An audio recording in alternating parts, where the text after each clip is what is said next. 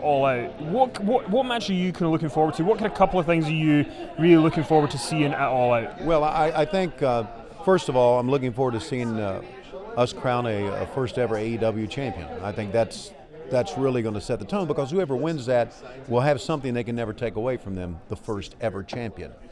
That person will eventually lose the title, I'm sure, but they'll still be always remembered as the first AEW champion, so that's very big. After the chair shot that Cody took from Shawn Spears, I'm really looking forward to that. I'm just looking forward to see how much damage Shawn really did on Cody's noggin. But after I did the panel today, I'm looking forward to the Women's Casino Battle Royale. I really am, because I'm really, really into the great athletes that we have on the women's side here in AEW, so I'm really looking forward to that as well. And is MJF going to be a part of it? We don't know yet. We're waiting to see. Okay, I don't care if he is or not. So I also want to ask you, because when AEW goes to TNT on October 2nd, you are very familiar with being on TNT weekly. Is there any kind of one or two, couple of things, you were there for the good times and the bad times before with WCW. Sure. Is there anything that you want to see done a little bit differently this time, kind of from what you've learned? Wow, that's a broad question, because I learned a lot of what to do and what not to do.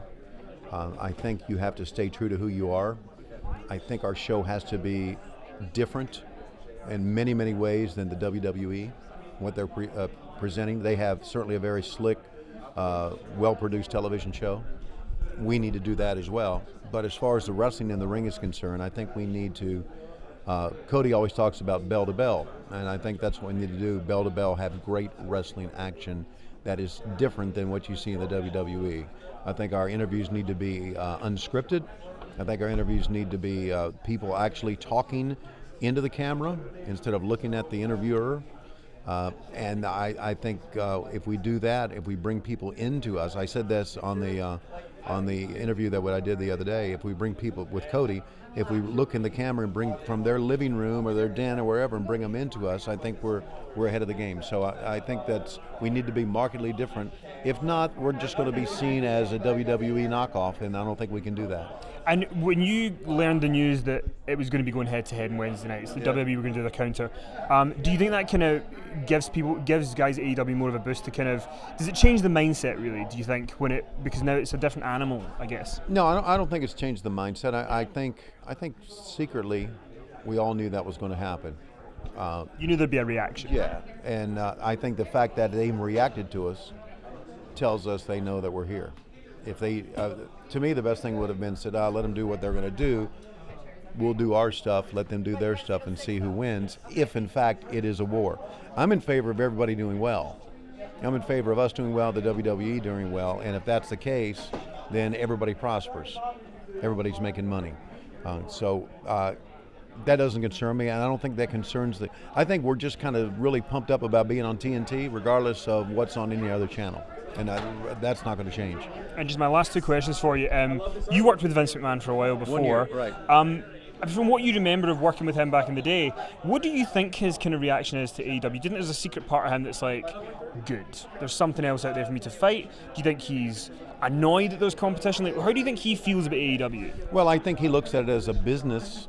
He looks at his company as a business, which it is, and he feels that AEW is the first real competition his business has had. So if you're in business, you run a business, and competition comes in, you try to do everything you can to make your product better than that product.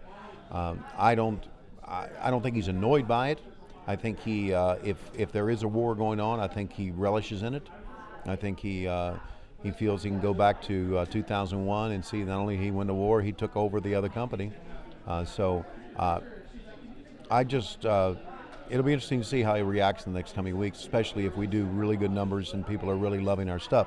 Because right now they do. They really love AEW right now, and I think that's going to even get better as the weeks come. And during the Monday Night Wars back in the 90s, 95 to 2001, so much happened. Yeah. Are there kind of a couple of top moments that stick out for you of just kind of remembering like how it felt to be in that war? Are there a couple of ones that stand out to you? You know, what stands out to me, it's odd, and people ask me this a lot, what stands out to me as much as anything else, or more than anything else, is the last show. Because we were very proud of being WCW. And if you go back and listen to that Sting match with Ric Flair, I think I portrayed that emotion of WCW and how much we had worked and battled and tried to make a good show.